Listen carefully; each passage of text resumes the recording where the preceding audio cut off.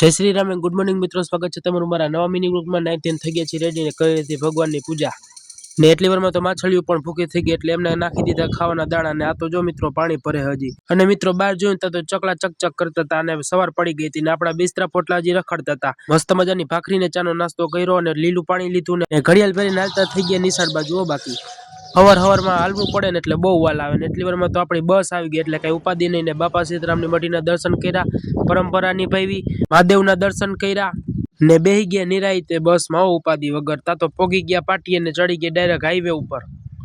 એટલામાં તો સૂર્યોદય થઈ ગયો તો મસ્તીનો. તા તો બસ થઈ ગઈ ખરાબ અને પોગી ગયા ડાયરેક્ટ નિશાળે. અમારે નિશાળનો લુક એક નંબર આવ્યો, બાકી મજા ન આવી ને એટલે મારું થોબડું જોઈ લીધું એટલે મજા આવી ગઈ. અને વર્લ્ડના નકશામાં કરી નાખી એક દેશની ખોજ. એટલી વારમાં તો પાણીપુરી ખાવા આવી ગયા. પાણીપુરી ખાધી દુકાનને બાય બાય કીધું ને પાર્સલ લઈને આવતા થઈ ગયા ઘરે.